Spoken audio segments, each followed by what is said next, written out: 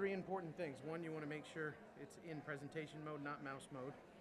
Two, you want to make sure it's on. And then you just click this to advance. Okay. So everything's in. It's just the clicking now. That we Just the have to do. clicking. Yep. Thank you.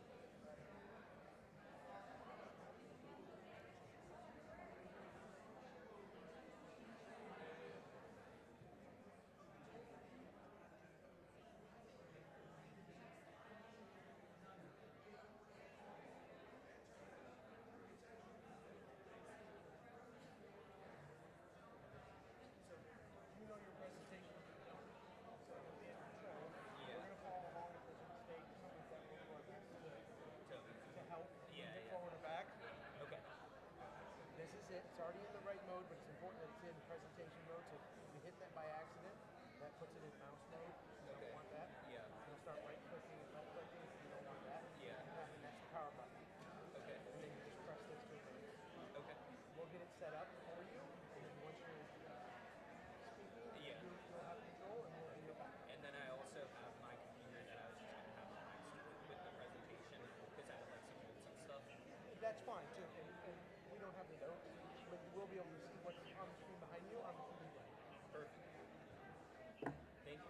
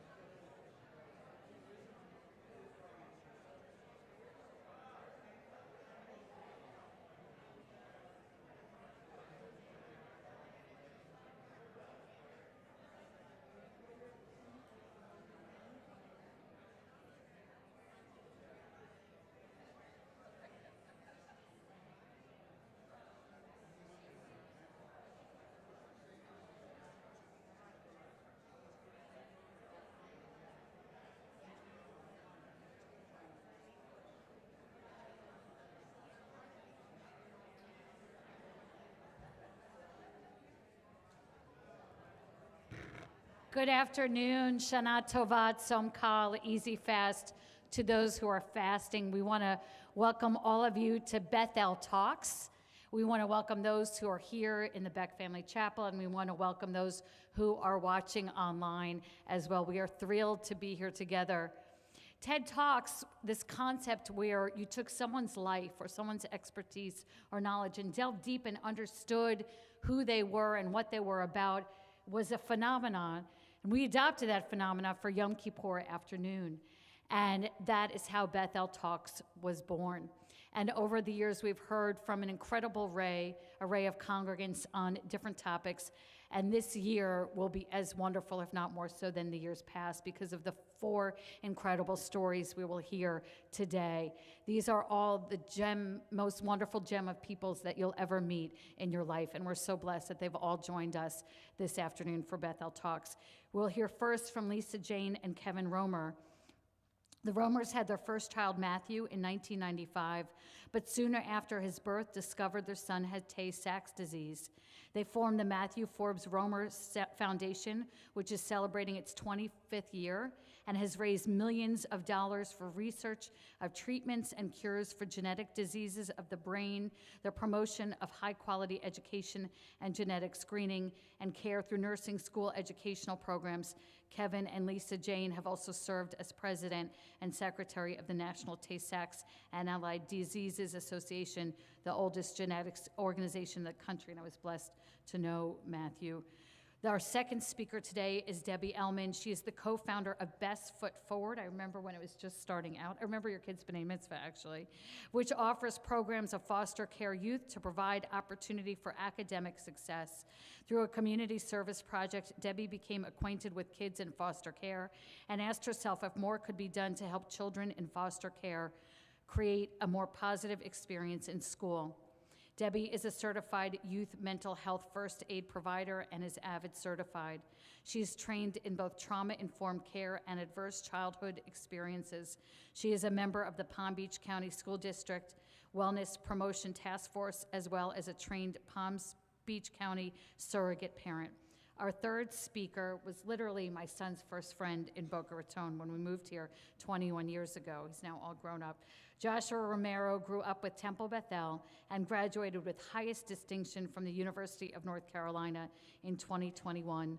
Soon after graduation, Josh decided to train for one of the most demanding and grueling athletic events in the world, the Ironman Triathlon. After months of dedication and training, Josh completed the Lake Placid Ironman, a 2.4-mile open water swim, 112-mile bike ride, and a full 26.2-mile marathon run. I'm tired just hearing about it. In 14 hours, 45 minutes, and 50 seconds. 2 days later, Josh began medical school at the University of North Carolina on his pathway to MD-JD degrees. And finally, Brian Goldfuss is someone who I just admire tremendously. He is a 16-year-old veteran of the Boynton Beach Police Department. He's currently serving as a road patrol officer and member of the homeless outreach team. Brian also mentors and trains new police officers during their initial in-service field training and is a member of the agency's SWAT team. Brian was recognized as the department's 2021 Officer of the Year for remarkable work he has done providing resources and assistance to individuals experiencing homelessness in the city of Boynton Beach. He was also recognized as Officer of the Year by the Greater Boca Raton Chamber of Commerce and Boynton Masonic Lodge, and runner-up to Officer of the Year by the Palm Beach County Police Benevolent Association.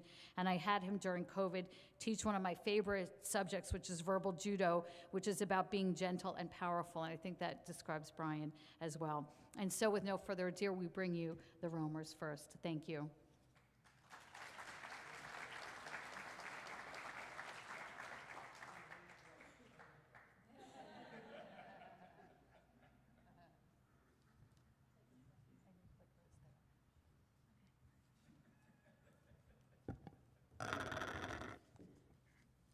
Okay. How's that? Can you hear me? Awesome. So Rabbi Jessica, thank you for the introduction. You did a great summary of all that we're going to share today. But I'll start it simple, and hopefully I'll make it through. On May 20th in 1995, we gave birth to our first child. After a previous miscarriage and a turbulent pregnancy, we were thrilled with his arrival. He was perfect, appeared to be normal and healthy. The first grandchild, the first nephew, everything was great. We went to mommy and me classes. I went back to work. We had him in a daycare. Life was great, and life was following what we had seen all of our friends go through. And then at one checkup, our pediatrician noticed that his eyes weren't lining up. So he suggested we take Matthew to an ophthalmologist, and you kind of follow what your doctor tells you.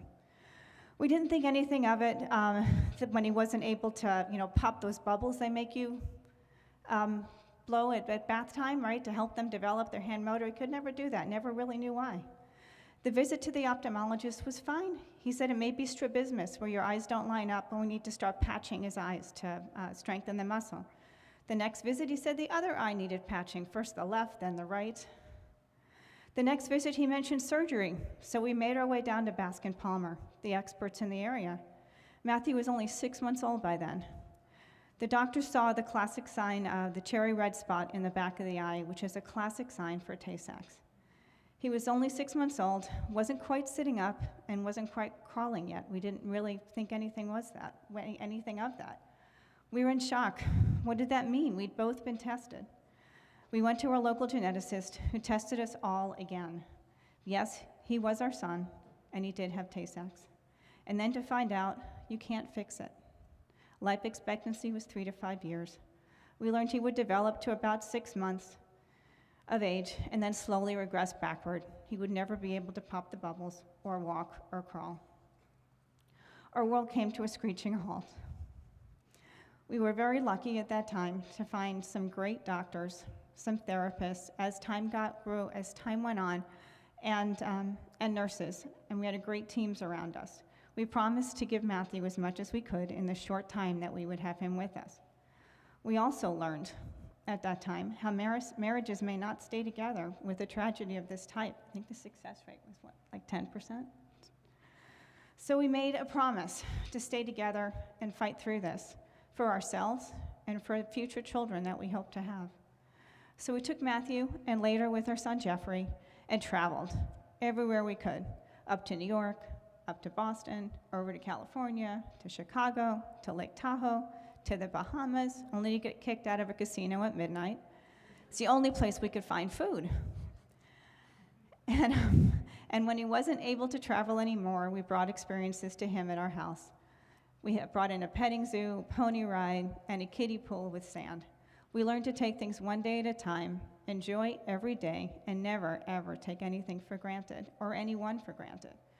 As I said, we had an amazing team of doctors that grew over time, and therapists and nurses with us around the clock. Our door was always open, never locked. Matthew was a fighter, stubborn, lived to see and enjoy his brother Alexis, and his sister, his brother Jeff, and his sister Alexis, and did everything on his terms, teaching us so much. There are so many stories I can share of how he refused to give up, even when the doctors had. And as I said before, we both were tested for Tay-Sachs, and both our tests were wrong. At my first OB, my first OB that I had in the area didn't even know to have me tested, even though I said I was Jewish on the form. My mom was the one who asked me to ask her about it. So we knew there was something wrong, and the word wasn't getting out about Tay-Sachs and a myriad of other diseases that Kevin will tell you about, of these lysosomal type diseases that you can't cure. What could we do to not have this happen to another couple? Mistakes do happen, but mistakes like this cannot be allowed to happen again. We need to be educated ourselves and educate others and be the advocates for ourselves. That's the life lesson. We attended our first family conference for the National Tay-Sachs and Allied Diseases Association. There is a group of people and of families out there that do get together. It's the oldest genetic organization in the country. And we learned there we were not alone. We met other people from all over the world that were dealing with the same tragedy. We found families that could provide guidance on medicines, guidance on types of therapies, how to work with our doctors. We always had what to ask for, and just be there as they understood. Those families are still in our lives today as we go through our journey, and they continue to help us as our journey continues, and we continue to help, sadly, new families. We also learned that there was a tremendous need to address many missing pieces, starting from the fact that genetic testing was not consistent and reliable. This is back in 1995. Providing critical care needs to children that need that, and developing much-needed treatment and cures. And it's so important to understand that when we first got the diagnosis and we were looking for compassion and support, Rabbi Singer in the temple was so instrumental in giving us the solace that we needed, the inspiration that we needed, and the community, the temple itself, really rallied around us. So we can't, this is where the message that we heard today about the temple is always there to help really, really resonated with our family. So in 1998, Lisa Jin and I co-founded an organization in honor of Matthew, while at the same time trying to care for Matthew. You can imagine the challenge, right? If you could cure your child, you'd put everything you could into it. We tried and tried, but we knew that we needed a new outlet. So we created this organization, the Matthew Forbes Romer Foundation, with the mission of education and research of children's genetic diseases of the brain. And our first job was to address the issue that we talked about with problems with genetic testing. It was not reliable, it was not understood, and quite frankly, it was not ubiquitous enough. Give you an idea of the scope of this problem, there's 40 labs around the world that are doing these tests, and they're all doing it in different ways. So you can imagine the complications that occurs. So our first project was we created a video that was capturing the process out of the executive, could you advance that? Or the process out of the International Quality Assurance Lab, where all the testing had to be certified. And when we then were able to deliver that with National Tay-Sachs. But then we brought our message back to South Florida. We had to look at the immediate needs of our community. So we partnered with the finest lab, Genzyme in the country, genetic testing lab. We worked with all the medical institutions that were required to deliver this. And we also partnered with a young rabbi from Temple Bethel, quite a handsome young man, Rabbi Dan Levin, who helped us to formulate the message. And then we literally knocked on the doors of the different temples, and we started to do an outreach that said, this has to be a priority. And from the very beginning, Rabbi Dan has been an instrumental partner of us in this whole endeavor. And so what we've been able to do up till now is we've been able to promote these, and we created the South Florida Genetic Testing and Education Fairs. And this was to really help deliver testing where it's a very expensive process to deliver, and quite frankly, we wanted to make it more accessible. So as of today, over 1,800 potential parents have been provided free testing through our programs. We started at the time, y'all think about Tay-Sachs, and that's the issue, right? Well, it's a very antiquated thought, because Tay-Sachs is one of many diseases you can test for. When we first started testing, we tested for 4 diseases. Today, in our partnership with JScreen, we're testing for over 225 diseases. And if you wonder whether these are conditions that you don't have to think about, 50% of the people that get carrier screened are detected to be a carrier for one or more of these diseases. That means it's a problem for everybody. These are rare diseases, but in combination, they're anything but rare. And what used to start, we used to have these in-person screening programs, and we'd have these really macho guys come out there, and they'd say, oh, I can do that, and they'd faint when we drew blood from them. This is why women deliver babies and men do not. So we had to figure out, how are we going to get around that? So now we started working with a new technology, which is saliva-based. At the time that it came out, it was fortuitous, because you could now do this not only in mass screening programs, but you could deliver it in the privacy of your own home. So now when the pandemic came, we were actually able to continue to expand our reach of our screening programs. But the idea of prevention was certainly inadequate. We needed to cure these diseases. That was part of our next part of our mission. Could you hit the next? So screening is important. Think of it as a spectrum. You have to detect the presence or the risk within a family. So you do the carrier screening, and that's the potential parents. We're now working on newborn screening, and this is going to allow for children, you know, when the heel is pricked after birth, you're able to determine whether you're actually affected by a disease. Combination means now we have the platform in place to identify these at-risk people. Simple challenge now is to go cure the disease. Very, very difficult. Simple? Very, very difficult. It really took a village to undertake this. So our foundation became the Florida affiliate of National Tay-Sachs and Allied Diseases, and we partnered with them to create the National Research Initiative. We introduced this at a conference, and I remember it was kind of an intimate gathering like this, and looking at some of the parents in the audience, and one of the moms raised her hand and said, this all sounds good, but is it going to help my child? And I didn't know how to answer that, because we had just found out Matthew, who was at that point almost 7 years old, was too old to benefit from the work that we did. So I had to look her in the eye at the same time, knowing that we weren't going to benefit, and say, if we don't come together, and whether we try it to help our child or our child's friends or brothers or sisters, whatever, we're never going to get there. We need this kind of hope. And so we became board members of the national organization to really drive the priorities. I happen to have the opportunity to serve as a president for a term, and now Lisa Jane is currently the secretary of the national organization. So this is a wonderful partnership. To give you a couple of the data points, after 20 years of working at this, the poor woman, when she says it can benefit a child, 3 to 5 years is what you heard was the life expectancy. So 20 years is what, 4 or 5 generations of children that we failed to address the needs of? However, we have made some great progress. 65 research projects, $4 million of funds generated, plus follow-on work with the NIH. But to put it into real terms, we have now dosed almost 20 children with gene therapy, and the results are extraordinary and very, very encouraging. So you have identified the risk, you have the treatments on the other end. Now we've got to survive this interval until we get drug treatments for everybody, right? This is where the final leg of our mission is, and it was touched on with nurses. God bless nurses. If you see a nurse, hug them, embrace them. They were a part of our family. They would come in the door, revolving doors. The nurses would talk to us. They would be there around the clock with us.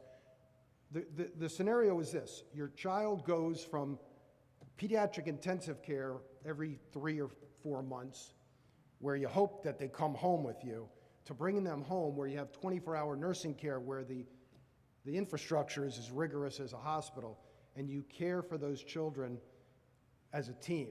And the nurses and Lisa Jane would know whether Matthew was himself or not. So we knew these nurses were the eyes and ears of the whole medical profession. And so what we did is we put a big portion of our efforts into the nursing schools. We work with all nursing schools in South Florida. We do training programs to tell them the importance of their role in caring not only for these patients, but the families. We've been able to deliver 70 nursing scholarships for people that are focused on pediatrics and genetics-based education. And we just love the way, so this triple play that we have of treatments, screening, and care is what our mission's about. So when we started the Matthew Forbes Romer Foundation, we hoped we could make a small impact with the needs of South Florida and the nation. And year after year, we challenged ourselves, can we continue to do this? This is harder and harder. But our passion and commitment grew. We're proud to announce that this year we are, in fact, celebrating. Let me do that. You do that. We are celebrating the 25th silver anniversary of the foundation, and really our continued mission of fighting for these really, really sweet children. They're incredible inspirations. You want to finish? I do. So while our loss of Matthew is devastating, we were lucky enough to have 2 healthy, amazing children. And then we chose to give his life purpose and help other families and hopefully cure these terrible diseases. We need your help, though. We need to raise awareness about the risk of these diseases. We say it's a Jewish disease. Tay-Sachs, 1 in 27 people are carriers. It's a recessive gene, so both have to be carriers, and then it's a 1 in 25% chance. But in the general population, 1 in 250 people are carriers.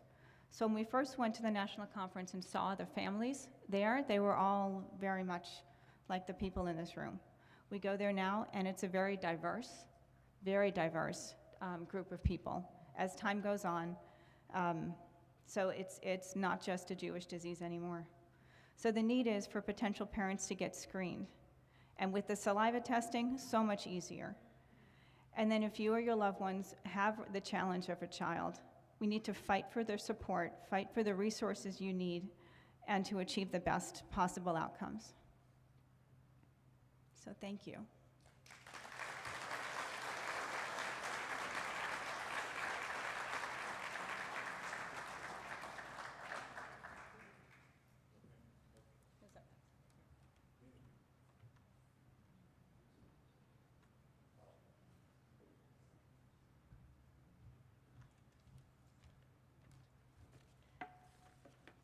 Wow, you guys are quite an inspiration.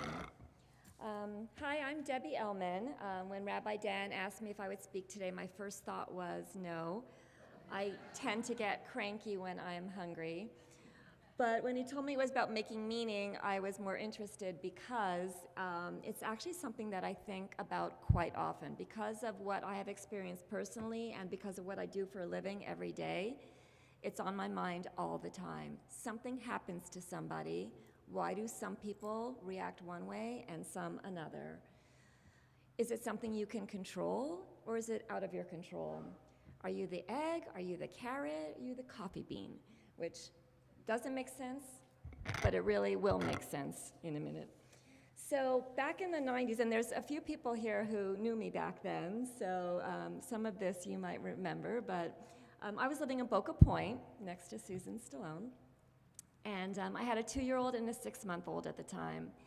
And I was making lunch one day, and I went to take a mayonnaise jar, and I dropped it. And if any of you have ever dropped a mayonnaise jar, it is one of the most annoying things to drop ever. That was that. Then the next day I was in the house and I tripped, and I looked back to see, I thought for sure I tripped on a toy or a dog toy or something, and there was nothing there. And then that night I was sitting on the bed and I was holding my daughter, and I went to go get something, so I put her down and I stood up, and then I picked her up and I walked out. And my husband said, "Why do you keep doing that?" And I said, "Keep doing what?" And he said, "Every time you get up, you put her down, you stand up, and then you pick her up. Why don't you just get up with her?" I'm like, "I don't know. I didn't realize that I'd been doing it." So I sat down with her, and I couldn't stand up with her. So the next day I went to the doctor, and he told me that after you have a baby, things happen, and I'm probably low on vitamins, and I should take vitamin B12 or something, which of course didn't really help. So a few weeks go by, and my mother-in-law insisted that I see a neurologist, and I thought she was crazy, but I tended to listen to my mother-in-law, and I did. And I went to a neurologist, and he said, "Well, you have a very rare autoimmune disease called Guillain-Barré." And he put me in ICU, and he gave me prednisone and chemotherapy.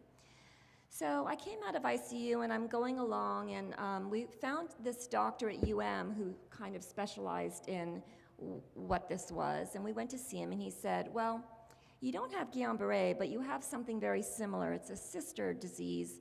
It's called chronic immune demyelinating polyradical neuropathy, CIDP." And he said, "And you're on the right drugs, but I would give you this much of it." So I'm going along, and I'm having trouble, and I'm having issues, and we found this doctor at the Mayo Clinic in Minnesota who did research on CIDP, Peter Dick. So we went to see this doctor in Minnesota, and by then I had braces on my legs. I walked with a cane for short distances. I had a wheelchair for longer. I couldn't cut my food. I drove with hand controls. I couldn't give the baby a bottle. I couldn't brush my daughter's hair. So we went to see him, and he said, "Yes, you have CIDP, but I would give you this much of the prednisone and this much of the chemo, and I think you should do a monthly gamma globulin infusion." And as a side note, back then insurance was a lot different. I had a great insurance company. Those infusions that I had every month were $10,000, and they paid for every one of them. Thank goodness it was back then and not now. But after every infusion, I got a little bit better. It actually was a miracle drug for me. So the years went by, and I'm getting better and better, and now my kids are in school. And I really want to be involved with them, but I was very limited with what I was able to do. So I decided I wanted to be PTA president, because that way I could be very involved, and I could surround myself with great people, like Shari Schwam over there, and get everything done. And so that's what I did. Del Prado, Omni, Spanish River. I was PTA president, all three, for multiple years. Oh, you knew me back then too, yeah. When I was at Omni, I was looking for a school-wide community service project to do, and someone introduced me to the Children's Place at Home Safe, which is a shelter for abused and neglected children in Boca, in East Boca. And I went there, and I found my calling. This was just something that hit me like really hard, and I knew that's what I was going to do for the rest of my life. So I started spending some time there, and I'm getting a little bit stronger and a little bit better. And fast forward a few years, in a very long story, I was a lot better, like close to how you see me now, which probably I look normal. I'm assuming that you think I look normal. I guess that's up to the person who's looking at me. So we did this project, I got very involved, and I ended up starting Best Foot Forward with my friend Donna Biazzi. Here we are 12 years later from starting that. We are now the foremost agency in the state of Florida, helping kids who are abused and neglected to break the cycle of abuse and succeed through school. And the kids that I work with every day have stories that would really, they're very hard to wrap your head around, things that parents do to these kids. And every single story is unique, and yet they are all exactly the same. And I often look at the kids and wonder, why do some of these kids crumble under the weight of their trauma and others don't? How does that work? Why are some the egg and some the carrot and some the coffee bean? So how the story goes is, there was a grandmother whose granddaughter came to visit her, and she was sad and distraught. And the grandmother said, "Honey, what is the matter?" And she said, "Everything. My life is terrible. Mom and Dad are fighting all the time. They're talking about getting divorced. I made the basketball team, but I just sit on the bench and I never get to play, and everyone makes fun of me.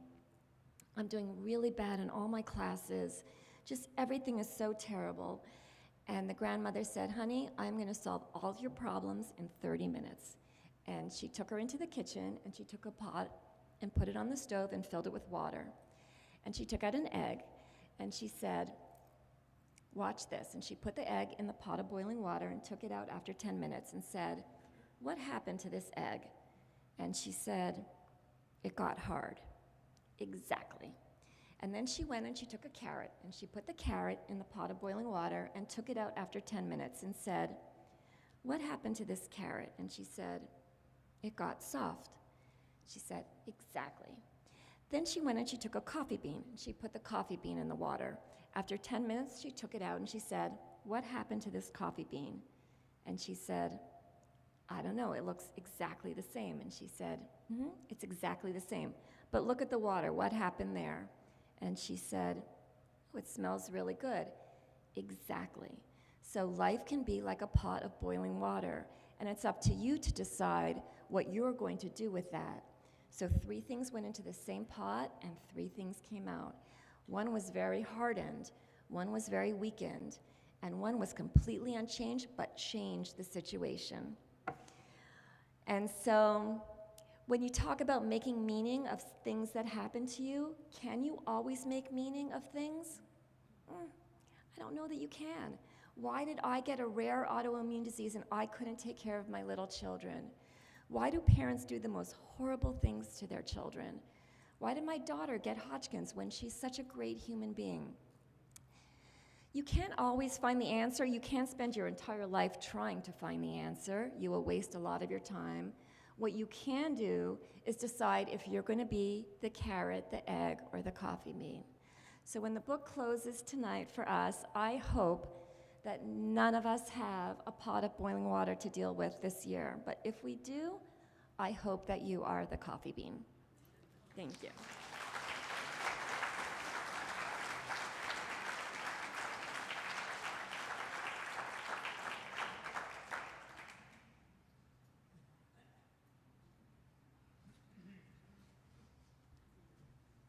Hi, everyone.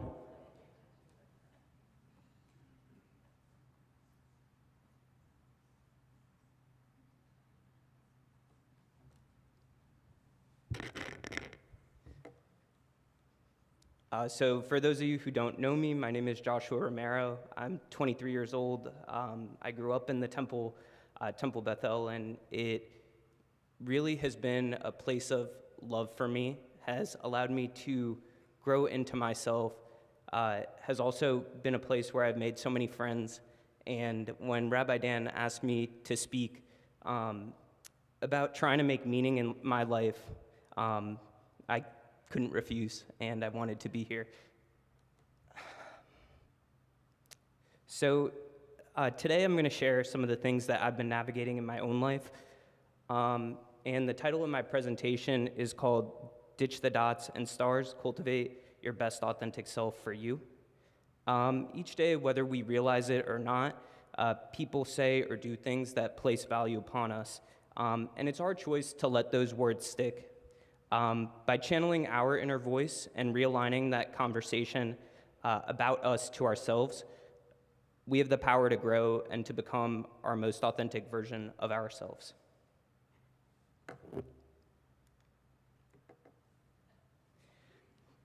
Two at the same time.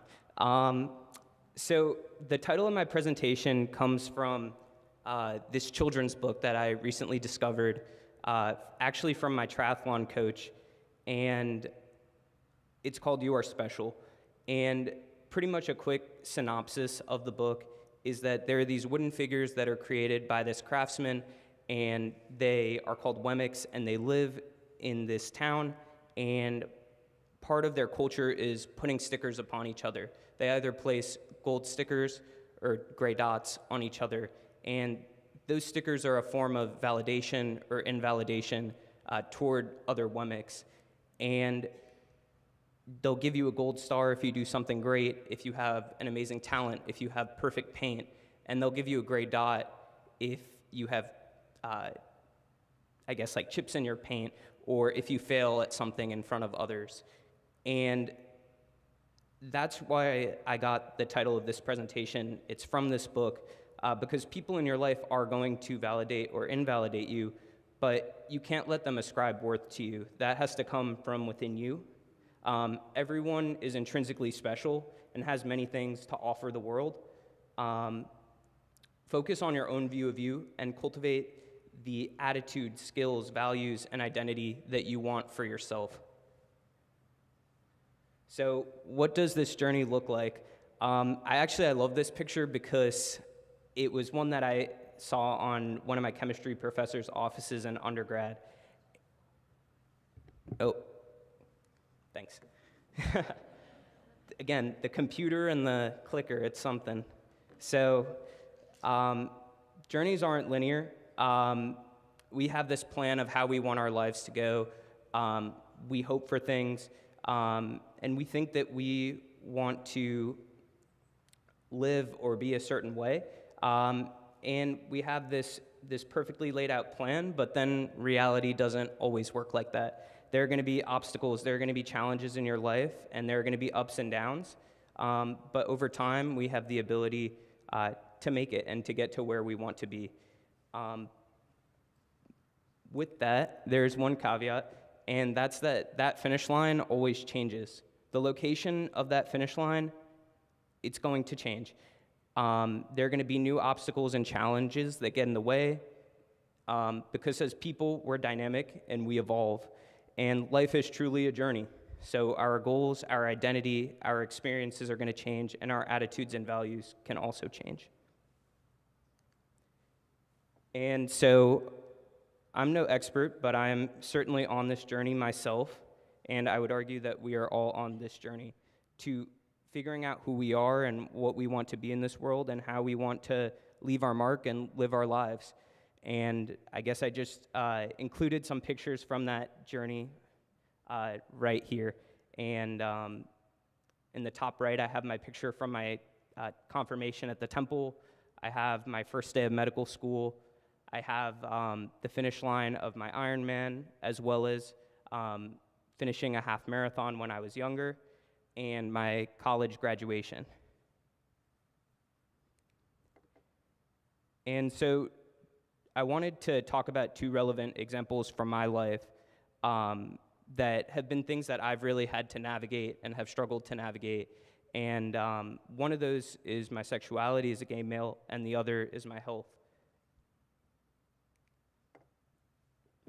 And so the first example that I wanted to share is my sexuality. And coming out is an extremely difficult process, and one that for many of us never really ends. And it wasn't until college that I became more comfortable embracing myself and who I was. And I think that the Temple played a huge role in allowing me to embrace myself, because Temple Bethel has always been a place of love for me. And being asked by Rabbi Dan to be able to share not only my Ironman journey, but my journey and experience of coming out at this talk, I think that speaks to the values that this temple holds. So recently I was recommended by another friend to read a book that I think has had a pretty profound impact on me. And it's called The Velvet Rage, and it's a book about pretty much coming out and the journey as a gay male, and how we navigate it. And I think that this book really put into perspective and coherently sort of summed up my journey, as well as the one of many other gay males. And so the author of this book discusses the journey as being composed of 3 different stages.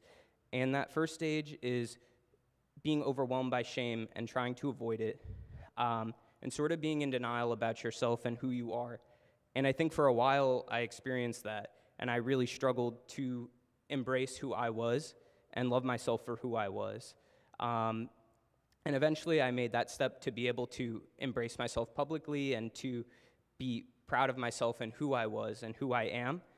And I think that because of that shame that I held from that experience, there was always this idea that I had to sort of compensate for it because I wasn't enough, because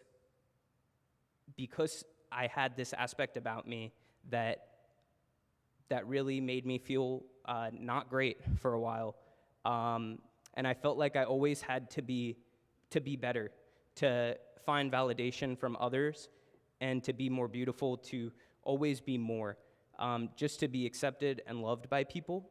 And I think more recently, certainly more recently, I have been trying to shift into this third stage that the author speaks about, and that's cultivating true authenticity for yourself.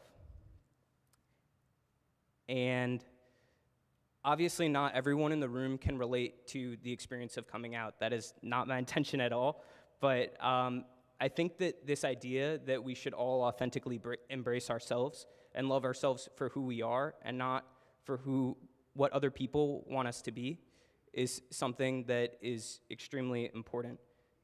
And again, this is about throwing those stickers out the window, ditching the stars of approval and those dots of disapproval. And so another aspect of my life that I have been navigating has been my physical health. And growing up, I attended weight loss camp.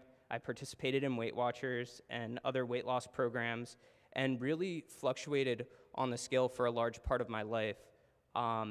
This is something that was really difficult for me, and for a while I became fixated on the scale and what I physically looked like as a measure of my self-worth, which is not a good thing.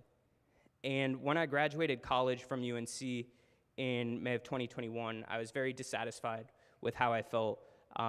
When I would go to sleep, I would struggle to breathe. When I would walk upstairs, I would be winded. And I made the choice to change my habits. And so I signed up for a half Ironman, and I shifted my focus away from the scale, and I started to talk about and think about what I could do with my body and how confident I feel in my ability to keep going and to push myself further for myself instead of on a number or what I looked like in a mirror or what other people told me. And after I shifted that focus away from the scale and started training for this half Ironman, I said, I want to push myself a little bit further because I want to see what I am truly capable of for me. And I started calling different triathlon coaches in the area in North Carolina, and I got connected to my coach, Susan Kitchen, who has made such a profound impact on my life. And she gave me the skills to allow me to take myself from, yeah, I could swim across a pool, and I could pedal on a bike, and yeah, I could run a mile, maybe, to being able to keep going and to race an Ironman. And I went each and every day to do my training, and I invested in myself, really learning proper form, learning how to handle a bike with precision and skill, how to clip into a bike, which for anyone who cycles, I'm sure that you know is not the easiest thing when you're first starting, and how to hold what's called the aero position, where you have your arms on the aero bars. And then eventually I also learned how to run with even better form and foot turnover, and how to incorporate nutrition into all these activities. One thing that I really struggled with at first was being able to drink and eat on the bike, which is like, for a 14-hour race, 15-hour race, it's an essential thing because most of your race is on that bike. And so I was eating peanut butter crackers on my bike. I was taking in little gummies the whole time and filling up water and throwing water bottles out. And it's something that I had to learn. And each day I went out there and I practiced and I trained and I got better. Oh. And so, again, I worked each and every day, and especially on the days when I didn't want to get out there. I think, so first off, none of those days are pictured here because they don't make for good pictures in a presentation. But those days existed, I promise you. There were so many days that I just said, I don't want to go and do it, but I made this commitment to myself, and I know that it's something that I want to do for myself and something that's going to better me, and I'm going to go out there and I'm going to do it. And each time I went out there and I did it, I felt better. And through that, I sort of realized how that consistency and dedication can help you transform your life. I also learned how important it is to have support from family and friends. I would not have been able to race my Ironman without the support of my family, my friends, my triathlon coach, my coworkers at my job. It really took a village to help me get there. And I think of one of my coworkers, his name's Mark, and he literally he drove me to some of my triathlons and like would help. He was almost like my Sherpa. Like he would help bring like buckets of like gear and stuff for me, and was there taking pictures and would cheer me on. And having those people in your life and surrounding yourselves around them really makes all the difference.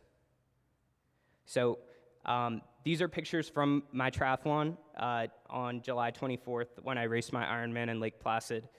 And when I look at these pictures, they make me smile because during this past year, more than I would say any other year in my life to date, I learned to truly believe in myself and invest in myself, and I grew significantly as a person. I transformed the way that, again, I'm realizing that my picture did not change on here. Great. Well, there it goes. And I never quit or gave up on myself. I dug deep. I learned how to push even when it was not easy. And I learned a lot about what I know, what I don't know, and how I'm becoming me. And so I wanted to share some of these takeaways with you. So what I do know is that I'm doing my best each and every day. I'm right where I'm supposed to be in this moment. I'm working each day to become a better version of myself and to give back to others. And I'm growing, and with growth there's change. And lending myself grace is important because nobody is perfect. So what I don't know is how I will change and grow and where I will be weeks, months, or years from now. And what I'm learning is how to build habits that allow me to continue to become my best self, my best authentic self, how to have more confidence in myself, and how to love myself no matter what. And last year I discovered one of my favorite books, lots of books in this presentation, that really has become a framework for my own self-discovery and personal growth. And that book is Atomic Habits by James Clear. And there are some takeaways from the book that I really want to share. So I'm not going to go through all these quotes, but here are some of my favorite ones from the book that really speak to identity formation and personal growth. And a few that I'll share is that your identity emerges out of your habits. The process of building habits is actually the process of becoming yourself. Each habit is like a suggestion saying, hey, maybe this is who I am. And True behavior change is identity change. You might start a habit because of motivation, but the only reason you'll stick with one is that it becomes part of your identity. Outcomes are about what you get, processes are about what you do, identity is about what you believe. So expanding on the quotes from the last slide, I wanted to visualize how we can foster that identity formation and personal growth through behavior change and through habit building. So in the book, James Clear talks about 3 layers of behavioral change, and there's behavior change that comes from your identity, there are the processes that get you to the outcomes that you want, and then the processes that allow you to get to build your identity. And identity can serve as the impetus for habit change or habit formation or the destination of habit formation. So in other words, we can use our identity to build our habits, or we can draw strength from our habits to build our identity. And we have the power to cultivate who we hope to be and harness who we are to become more authentic and fulfilled versions of ourselves. Again, these processes take time, so you have to stay strapped in and persistent, even on the days when things aren't as easy. But over time, we can focus on those small atomic improvements that create foundations that are so strong that they facilitate exponential change. And that's the 1% rule. And in just 1 year, we have the capacity to grow ourselves 38 times more than where we started. So relating this to the high holidays, we just entered the new year 5783. I think when I think about Yom Kippur and this time of year, I think about reflection and where I currently am and how I want to change and how I want to continue to grow. And in this moment, we have the power to really cultivate aspects of our identity through habits. So I encourage everyone to think about how you hope to grow in the next year and manifest it for yourself. Are there aspects of your current identity that you either wish to develop or new aspects that you hope to cultivate? And what small habits can you incorporate into your life each and every day to help you get closer to that reality? And I just want to thank everyone so much for their time and attention, and for the opportunity to share these insights with you. I want everyone to remember that anything is possible, you're more than enough, and you are worthy of all your dreams.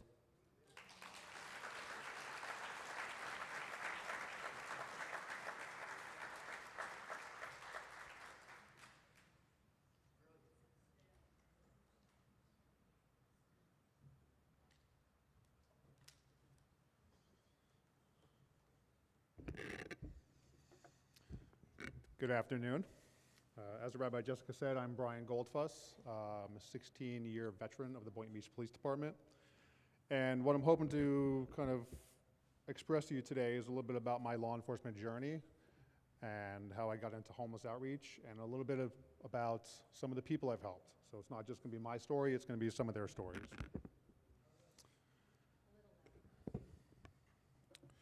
So I've been a resident of South Florida for about 30 years, and I've been a law enforcement officer for 16 years. I've married to my incredible wife, Stephanie, for 8 years as of November 8th, and I have 3 amazing children. My oldest is 20 years old, believe it or not. She's in college to be a nurse up in Indiana, and I have a 16-year-old son who goes to high school in Indiana. And Brooklyn, who is sitting up here, is an amazing second grader and the love of my life. My law enforcement career started in 2004 when I decided that, just kind of on a whim, to apply to the Palm Beach County Sheriff's Office, because it was right around the time that my firstborn came into my life, so I needed a good career at that time. And so I was hired by the Sheriff's Office and finished my training in 2005. And was immediately sent to a division of the Sheriff's Office called the Eagle Academy. This was a boot camp for troubled kids. This was not law enforcement. This is not what I signed up for. I tried to get reassigned back to work road patrol because that's what I wanted to do. That didn't happen, so I chose to cut my losses and apply to the Boynton Beach Police Department, where I've been for 16 years. While working at Boynton Beach Police Department, I focused all of my efforts on being the best road patrol officer I could, learning as much as I could, and in the meantime, I set some goals for myself. One of those goals was to be on the SWAT team. You know, I love the excitement. You know, it's kind of the type A personality and just being out there to try to really get the really bad guys. I also wanted to be a trainer because I had gone through training and had some good trainers and some bad trainers. So I felt that was important to be better and try to instill some better knowledge and habits to new officers. And then one of my last goals to hopefully obtain was for promotion to a sergeant position, a supervisory position.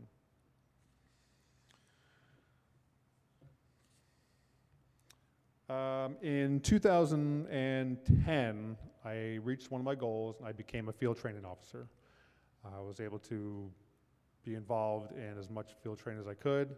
I had the responsibility of all the new officers, and that was a game changer for me, and I was super excited about that.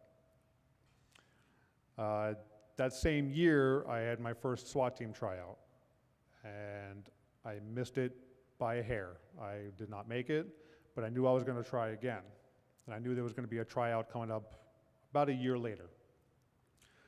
Well, come almost a year later, I get hurt on the job. I have to go out and make contact with some people causing a problem at a bar, and we get into a fight because they're on some sort of drugs. I think it was bath salts. It was kind of a really bad thing that was going on back then. Ended up tearing my shoulder and had to have surgery. After about 4 months of physical therapy, they had the SWAT tryouts, and I was happy to say that I was able to complete the tryouts, which were very physically demanding. So that was probably one of the greatest goals I was able to achieve up to that point.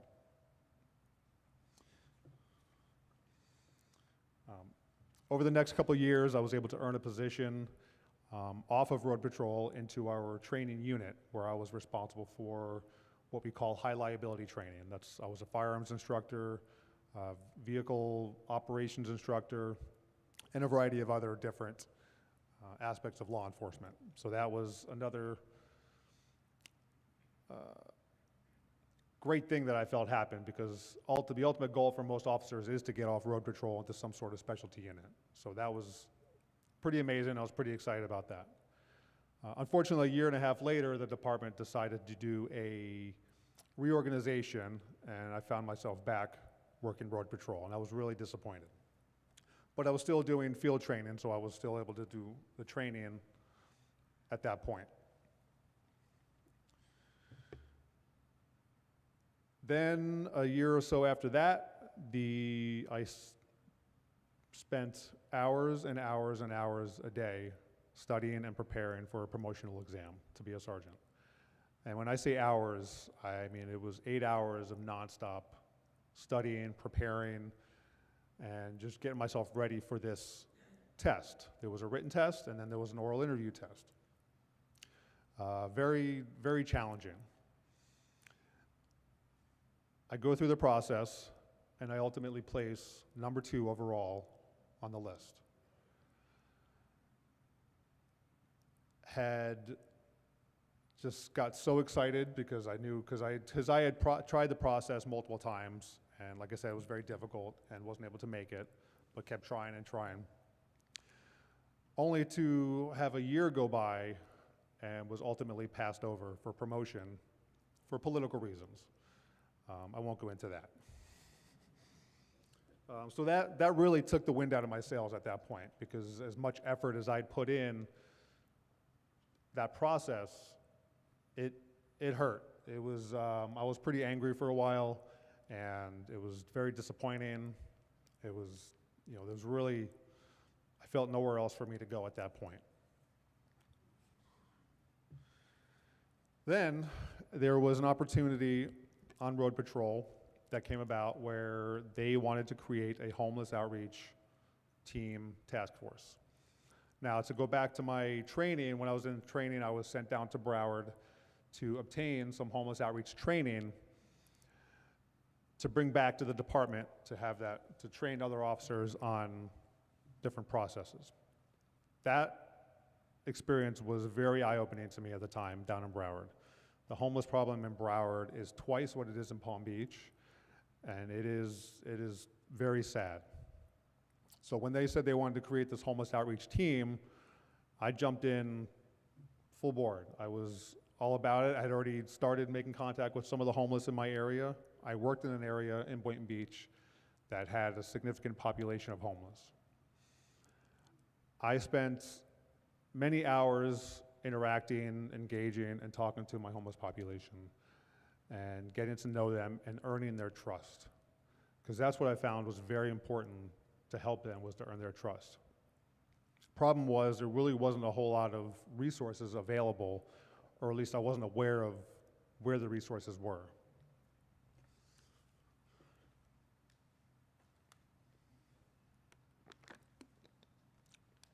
In 2020, the Palm Beach County Homeless Coalition had their point-in-time count.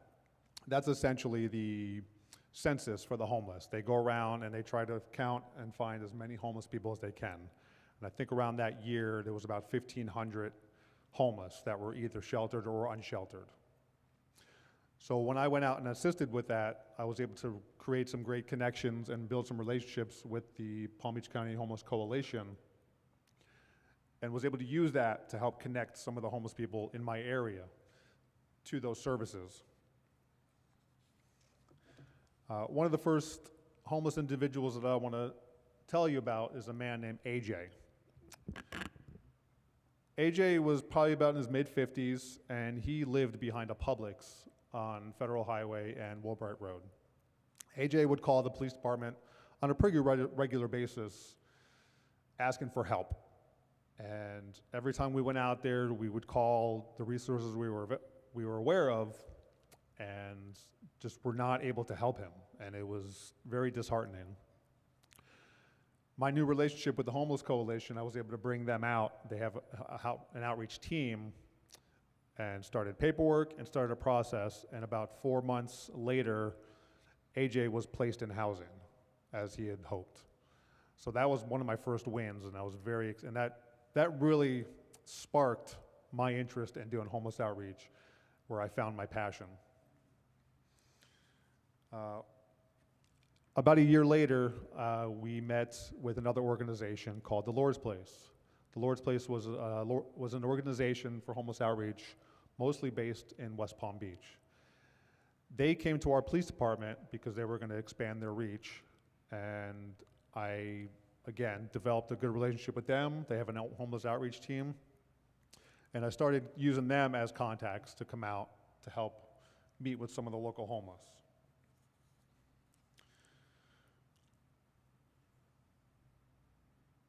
One of the next people that I want to talk about is a man named Bo. Bo was an individual who would frequent an area with other homeless people that I would go out and contact, and I would talk to him and get to know him. And Bo always declined any help. He said he had friends, he said he had all these other places that he could go, just never wanted help. But that didn't stop me from going out and talking to him and trying to change his mind. Because I knew Bo was homeless, and most of the time when you're interacting with the homeless, they're not going to be that honest with you. They're going to say they have resources. They're going to say that they have people, friends, family. They don't want to admit that they're really homeless. So Bo, several months later, unfortunately got hit by a car and found himself wheelchair bound. And that's when I was able to really convince him to look into getting some help, and I introduced him to the Lord's Place. And Bo finally agreed to it. He started the process with them, filled out paperwork, did everything he had to do. They helped him get to any kind of meetings he had to get to, doctor's appointments, because he was still trying to recover from being hit by a car. Bo, about about 5 months later, Bo moved into his own one-bedroom apartment provided by the Lord's Place. And that was a huge win, because I never even thought that was possible at that point. So again, it really fueled my passion for doing the homeless outreach. Another individual that I want to talk about is a woman named Shelley. Shelley was very interesting. She was constantly up and down Federal Highway in Boynton Beach. She was always dragging around a cart of her personal belongings, which 90% of it was trash, but it was her belongings. Never wanted to talk to me, never wanted to engage, never really wanted to accept any help. Was always telling me that she was going to be moving out of the area. So, okay. But every time I'd see her, I'd stop and I'd talk to her and try. And again, she would continue to decline.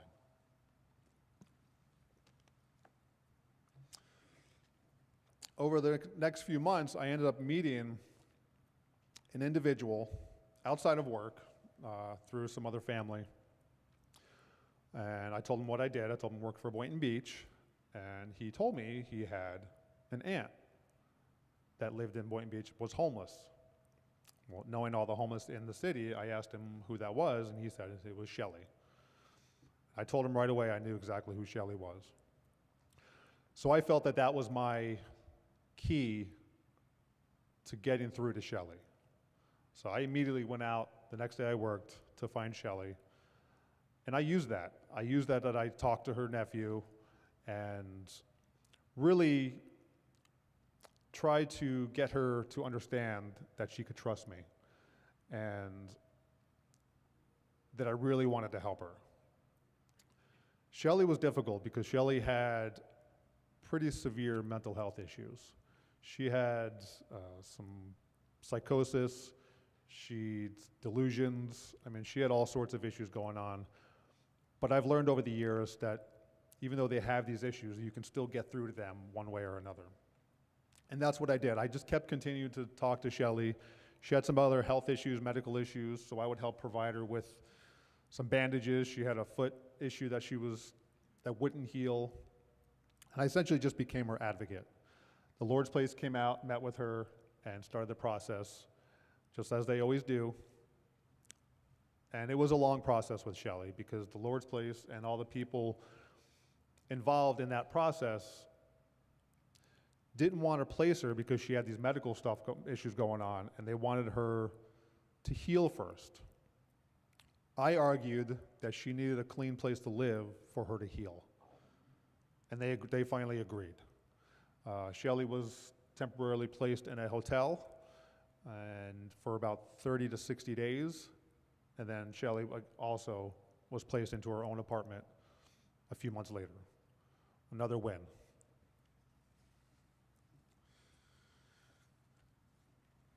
As much as I love talking about wins, I do have losses, unfortunately. Gentlemen that I engaged with, talked to, became very friendly with, by the name of Scotty. Scotty was somebody that was homeless in the area that I patrolled, and he was homeless probably for 10 plus years. I engaged and talked to Scotty for over 2 years. And he, again, as time went on, his mental health deteriorated, and it became more difficult to get him to try to even get close to agreeing to accepting help. He would never accept it. Until finally, earlier this year, he finally really decided that it was time for him to stop, because Scotty was constantly getting victimized, attacked, and it was terrible. If you saw the injuries he had, it's a wonder that he was even alive.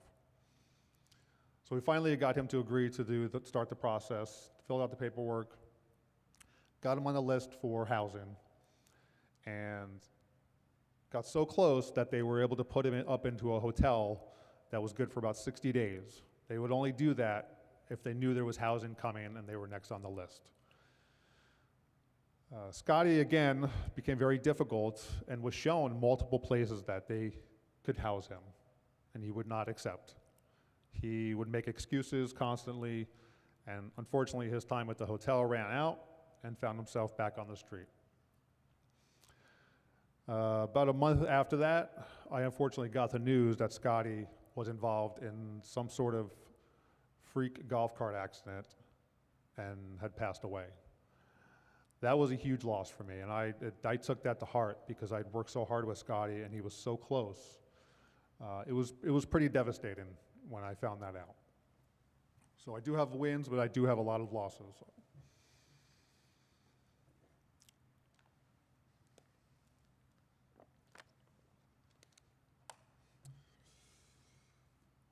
The last person that I want to talk about is an interesting individual, and we met under interesting circumstances. When I met her, she wasn't homeless, at least not by the definition of homeless. She was living out of a local motel with her boyfriend. Simone is a military veteran, and I met her at the motel because she was heavily intoxicated and causing a disturbance at the office. She was yelling, screaming, mostly because she had been having an argument with her boyfriend. I sat there and listened to Simone complain and yell and curse and all that, and I let her vent. And I finally got her to calm down and got her to go back to her room, and I didn't have any other issues with her since. I had other interactions with Simone after that, and then really started talking to her more when she got kicked out of this motel, and her boyfriend were sleeping in a tent in the woods behind a local McDonald's. Simone was definitely by far the more challenging cases I had. Because she was a vet and she had income, she didn't really qualify for anything. She had to use the VA. So I started reaching out to the VA. She gave me her caseworker's information and just tried to be an advocate for her. And that's all I could do for her at that point. Simone continued to have drinking problems. She had plenty of money coming in that she could afford an apartment, but she usually drank all of it within the week of getting it. And it was just terrible. And just trying to get her to calm down with that and to seek some help was just an unending fight. This was until about late last year when they were actually staying at the hotel again. She finally got the VA to start managing her money a little bit better. And I got a call at the hotel that there was a man down on the ground, was not breathing. I get there and it was her boyfriend. His name was Alan. Alan was also somebody that I had developed a relationship with. I talked to him every day. Tried to help him. Alan was from St. Croix. He had his identity stolen, so I was working on trying to help him obtain certified birth certificate from St. Croix, all these things. When I show up at the hotel and I see that it's him on the ground, it was very difficult because I'm over there now doing CPR on him, trying to save his life. Alan unfortunately didn't make it. He was on life support for about a week, but then ultimately succumbed due to what I learned later was a drug overdose. This was unusual to me because Alan, I never knew, did drugs. Most of the people I interact with are all alcoholics. It's no different, but it was just kind of unusual for me to learn that. So Alan passed, and I think this was a turning point for Simone. Simone, over the last few months, got sober, really started to get her life together, and actually just informed me last week that she is now living in her own apartment with a few other of military vets. So that was amazing to me. It wasn't anything that I had to do with that, but I just kept this relationship with Simone, and you can ask my wife. Simone was like my best friend at work. Simone was always excited to see me, just like most of them were. And that was the one thing about homeless outreach that I really loved was pulling up to some of these homeless people whose most interaction with law enforcement wasn't very positive. So I'd be pulling up and I would see them, and you could see the looks on their faces of initial disappointment, annoyance, or whatever. But then they see me get out of the car and you could see a smile cross their face. And that to me was one of the most amazing feelings that I could ever experience.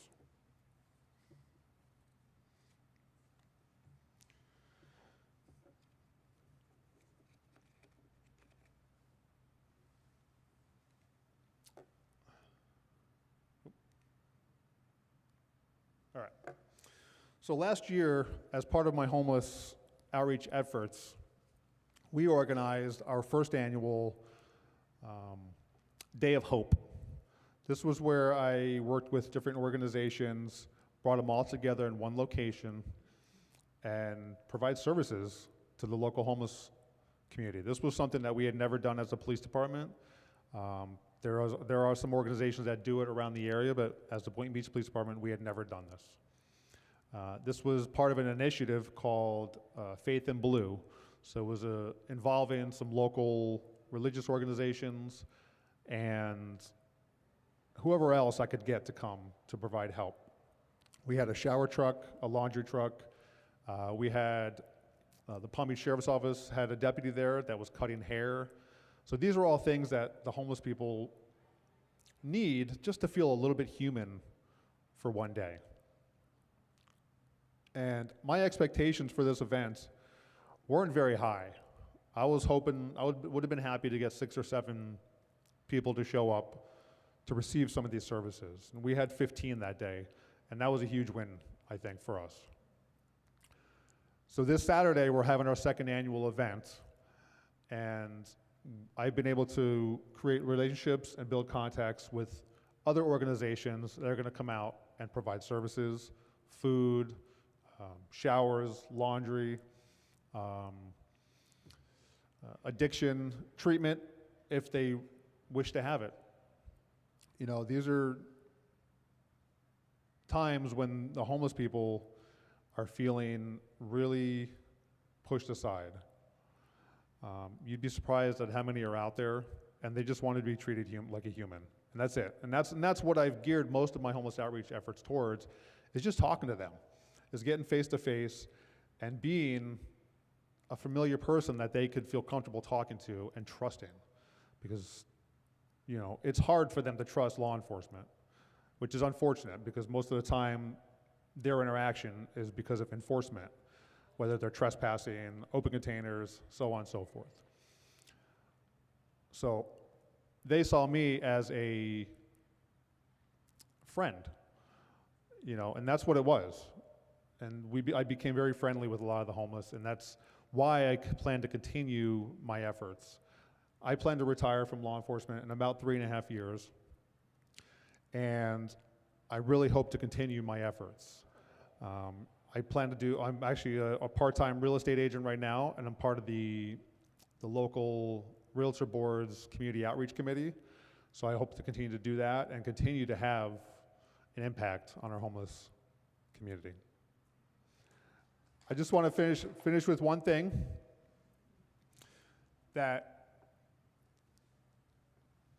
this whole day is about dealing with challenges and making sense of those challenges.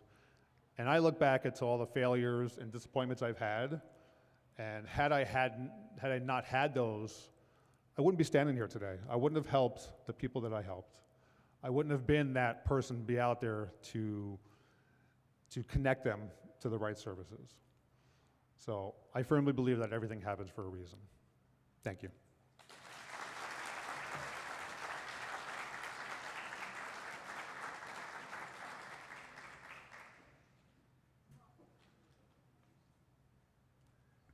On a day when we stand before God and pour our hearts out, we want to thank Lisa Jane and Kevin and Debbie and Josh and Brian for pouring their hearts out to us. We are changed by hearing from you today. Wish you safety and joy and growth. Thank you, everyone, for being with us both online and in person for Beth El Talks. All the services will begin later this afternoon at 3:45. An easy fast and a happy, healthy new year. And thank you again to all our speakers. Thank you.